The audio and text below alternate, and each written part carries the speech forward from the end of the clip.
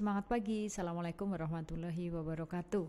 Hari ini kita berjumpa kembali dengan mata kuliah anggaran untuk sesi berikutnya, yaitu kita akan bahas tentang metode peramalan atau forecasting method. Seperti yang sudah Bu Eni sampaikan kemarin di pertemuan pertama dan kedua, di sesi pertama dan kedua, di sana kita sudah bahas apa itu anggaran.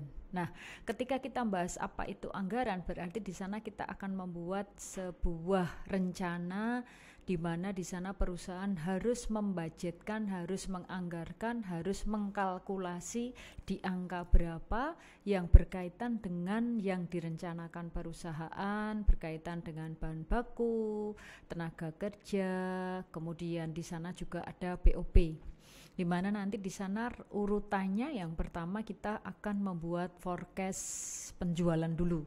Nah, untuk membuat forecast penjualan di sini yang harus kita siapkan adalah kita harus tahu metode-metode peramalan dalam forecasting. Nah, di sini ketika kita kepingin belajar tentang metode, tentunya kita juga harus tahu sebenarnya forecasting itu jangka waktunya berapa lama sih bisa digunakan, kan gitu. Nah, di sini forecasting itu ada 3 rentang waktu. Yang pertama adalah forecasting yang sifatnya jangka pendek, di mana di sana digunakan untuk meramalkan atau memforecastkan, yaitu berkaitan dengan pembelian, berkaitan dengan penjadwalan kerja, berkaitan dengan jumlah tenaga kerja, berkaitan dengan tingkat produksi. Jadi yang sifatnya saat itu, current time, jadi ketika sedang dilaksanakan dan akan dilaksanakan untuk jangka pendek. Misalnya beli bahan baku, bahan setengah jadi, ataupun beli barang jadi, karena seperti kita ketahui perusahaan tidak semuanya adalah perusahaan manufaktur, ada perusahaan dagang dan juga ada perusahaan jasa.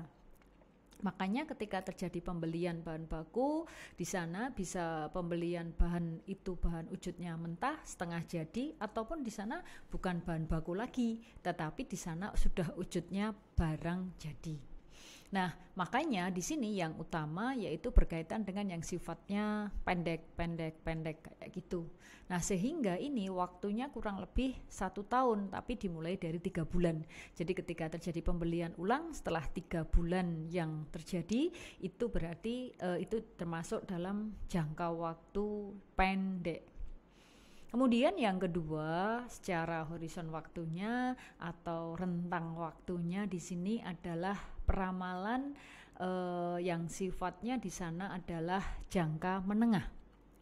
Di mana untuk yang sifatnya jangka menengah ini, karena di sana rentang waktunya itu bulanan hingga 3 tahun, sehingga di sana biasanya digunakan untuk melakukan forecast penjualan, anggaran produksi, dan juga di sana digunakan untuk menentukan anggaran kas. Biasanya 3 itu yang berkaitan dengan forecast yang sifatnya di sana jangka menengah, di mana jangka menengah itu artinya bahwa anggaran tersebut bisa disusun dalam rentang waktu bulanan, tapi di sana hingga rentangnya 3 tahun, tidak hanya 1 tahun seperti yang di jangka pendek tadi. Nah, sehingga ketika kita sudah membuat forecast penjualan nanti, forecast penjualan yang sudah disusun itulah yang akan dijadikan dasar sebagai menyusun anggaran penjualan. Jadi anggaran penjualan itu disusun berdasarkan forecast penjualan. Kemudian dari sana akan berkaitan atau akan berlanjut menjadi anggaran produksi. Nah, dari anggaran produksi otomatis karena di sana berkaitan dengan anggaran penjualan, anggaran produksi, mau nggak mau perusahaan juga harus berpikir atau harus mengalokasikan dananya di sana untuk anggaran kas. Kemudian yang ketiga yaitu berkaitan dengan peramalan jangka panjang. Nah, untuk peramalan jangka panjang di sini itu biasanya digunakan untuk membuat produk baru, karena produk baru kan otomatis mengapa menggunakan rentang waktu jangka panjang, karena jangka yang digunakan di sana itu adalah jangka waktu ketika perusahaan mau tidak mau harus membuat produk baru. Tentu diawali dulu dengan melakukan research and development. Jadi diriset dulu, diteliti dulu, diobservasi dulu, benar nggak sih produk ini nanti bisa diterima konsumen seperti produk-produk sebelumnya dan lain sebagainya, sehingga akhirnya ketika memang sudah layak untuk diproduksi baru diproduksi. Nah, sehingga di sana karena membuat produk baru itu termasuk dalam kaitannya jangka panjang. Nah, juga pengembangan pabrik. Nah, pabrik itu tentu tidak mungkin diselesaikan ketika pabrik diperluas, jangka waktunya jangka pendek. Bikin pabrik baru seminggu jadi, nggak bisa. Di sana pasti jangka waktunya relatif panjang. Apalagi ketika di sana pabriknya skalanya besar, multinasional, gitu seperti Sritek. Seperti kita lihat luas lahan Sritek sekian ribu hektar. Nah, tidak mungkin sekian ribu hektar bangunan didirikan ketika akan melakukan perluasan bisa selesai dalam jangka waktu kurang dari 3 bulan. Pasti di sana paling enggak menggunakan waktu bahkan bisa bertahun-tahun. Nah, seperti itulah sehingga kenapa ketika perusahaan melakukan pengembangan pabrik di sini ini masuk dalam kategori peramalan untuk jangka panjang. Sama juga di Research and Development Litbang, penelitian dan pengembangan. Ini juga jangka panjang.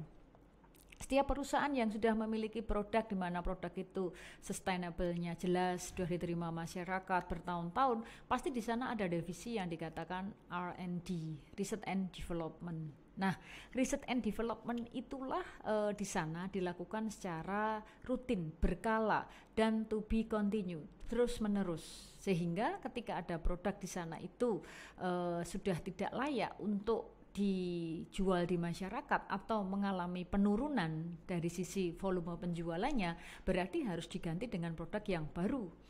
Sehingga kadang ada satu produk sama-sama pasta gigi dari perusahaan yang sama tapi mereknya berlainan, karena di sana juga memiliki fungsi yang berlainan. Sama-sama pasta gigi, ada yang khusus digunakan untuk memutihkan, ada yang untuk menghilangkan kerak, ada yang digunakan di sana itu untuk gigi berlubang dan lain sebagainya. Padahal sebenarnya kalau dilihat dari packingnya di sana, kita melihat sebenarnya itu adalah dari satu industri yang sama atau dari satu pabrik yang sama, tapi dibikin pilihan ke dalam banyak produk. Nah, disitulah akhirnya konsumen-konsumen yang mau ngambil produk lain akhirnya tidak jadi, tetap kembali ke produk perusahaan tersebut karena produk perusahaan tersebut ternyata juga lengkap. Nah, disinilah sehingga research and development itu perlu dilakukan secara berkesinambungan, tidak dalam jangka pendek, bahkan di sana adalah dalam jangka seumur perusahaan selamanya,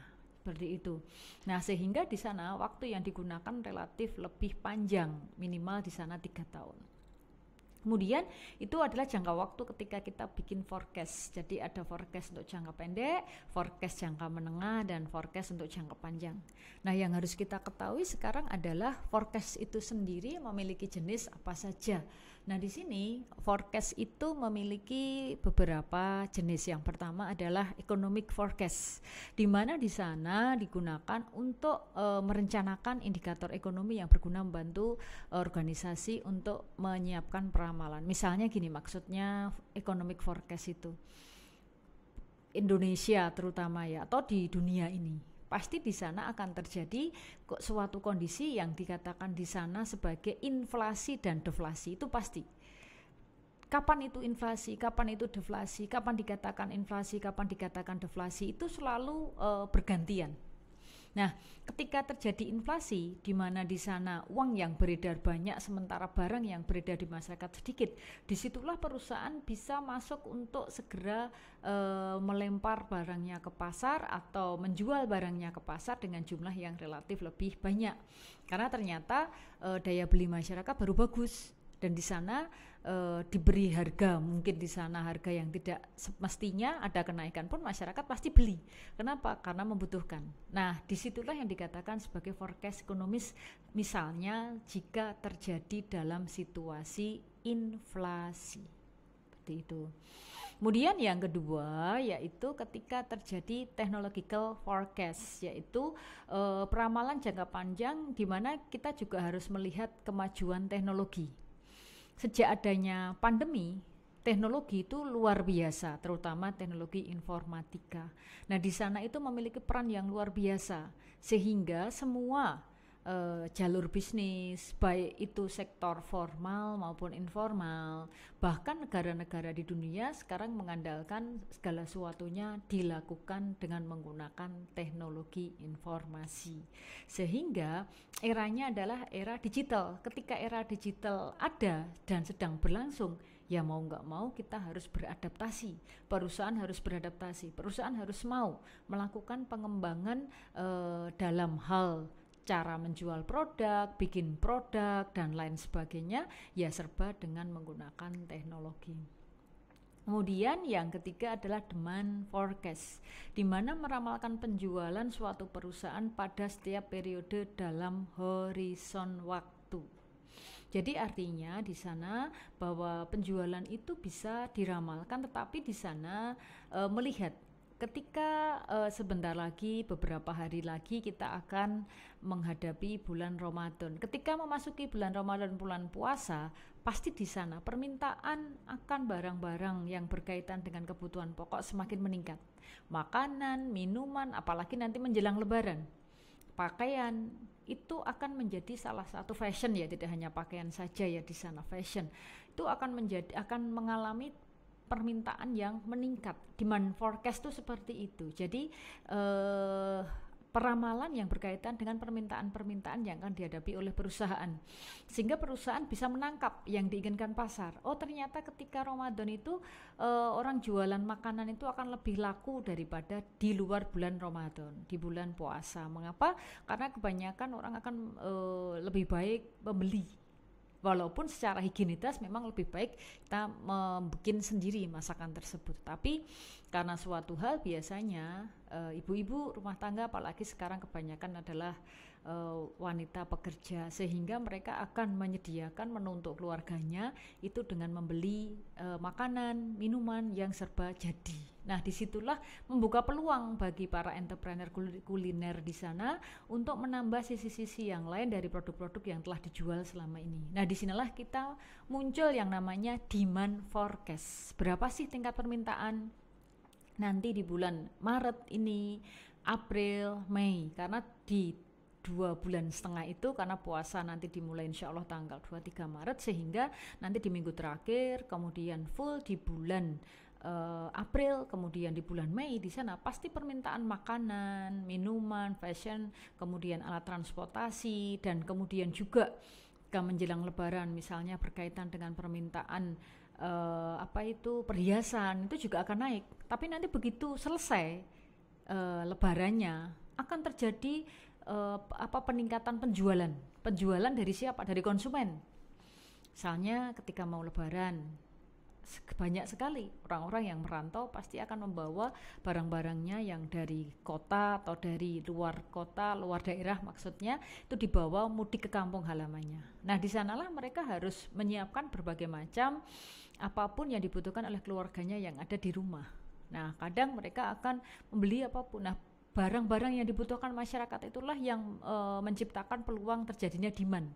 Nah, demand forecast itulah yang harus dihitung. Jangan sampai ketika kita jualan produk di bulan semua Januari sampai dengan Desember jumlah variannya sama. Kita harus menangkap peluang tersebut.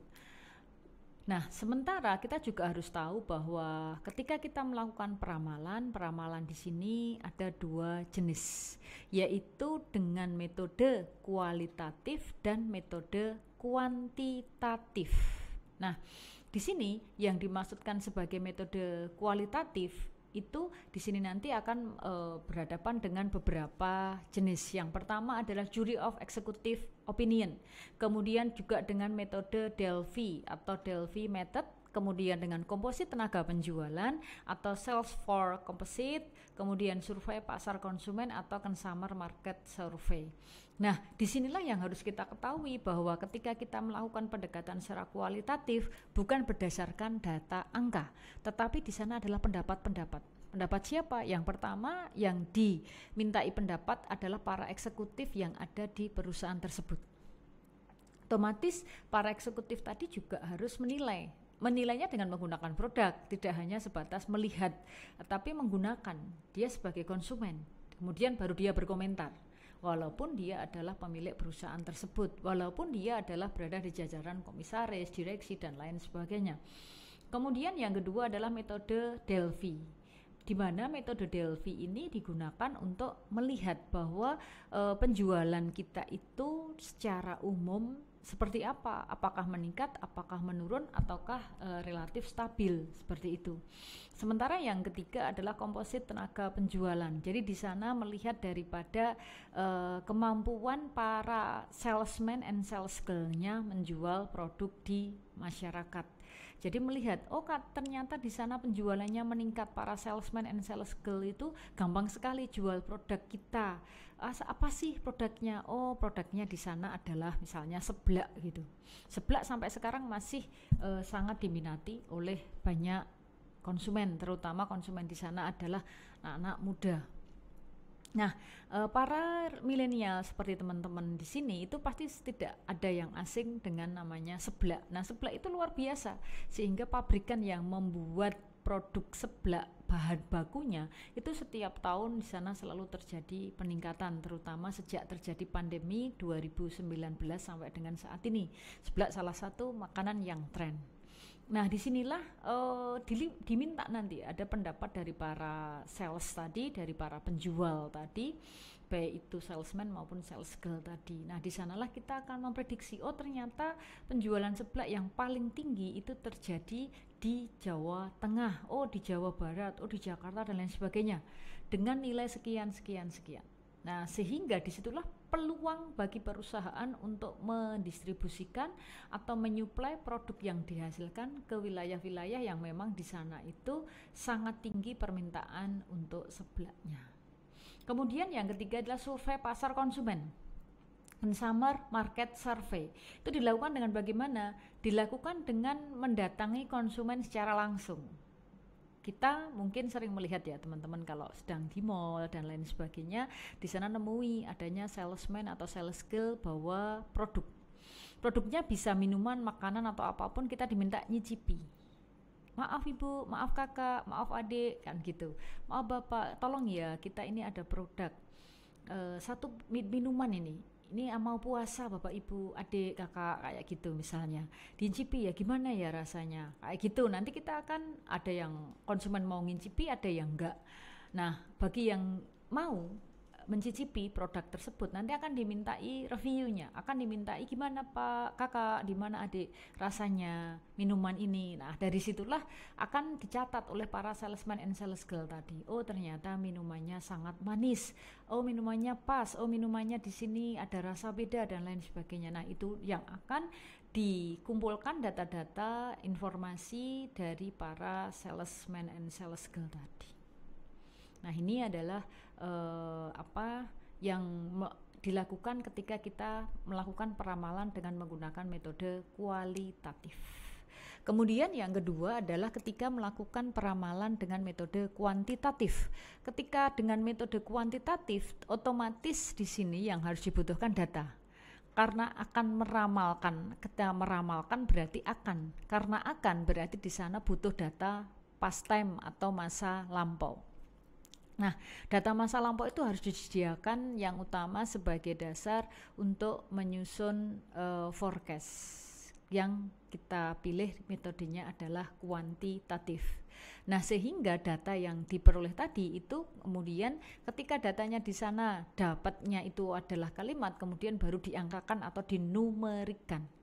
Kemudian dari sanalah baru kita bisa melihat, ternyata tren penjualan bulan Januari selama 5 tahun naik, tren penjualan selama bulan Februari naik, dan seterusnya sampai Desember kelihatan kenaikan penurunannya dari tren yang dihasilkan. Nah, dari tren yang dihasilkan itulah akhirnya perusahaan bisa menyimpulkan bahwa data itu nanti yang akan dijadikan dasar untuk melakukan peramalan penjualan, peramalan produksi, dan semua peramalan yang lainnya untuk menyusun anggaran secara komprehensif. Nah, seperti itu.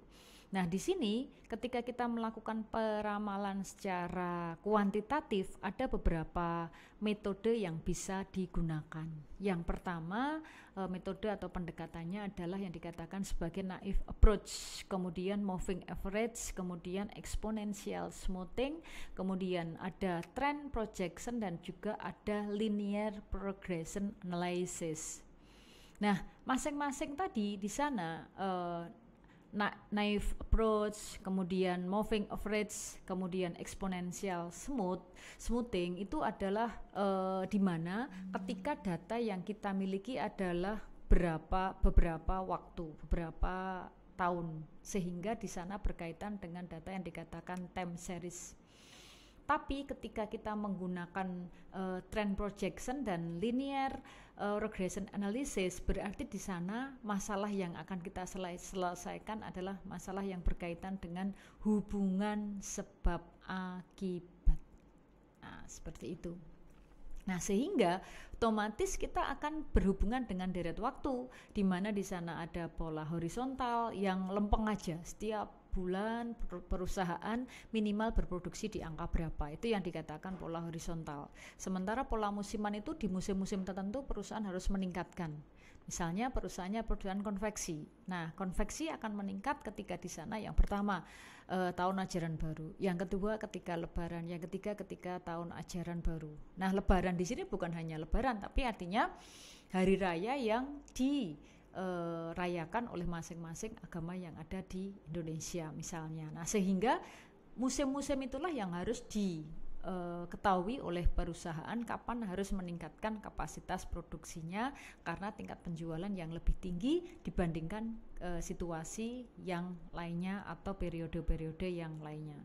Juga bisa pola siklus. Jadi siklusnya itu sudah jelas bahwa ketika perusahaan itu berjualan, misalnya perusahaannya mobil akan laku keras ketika menjelang lebaran.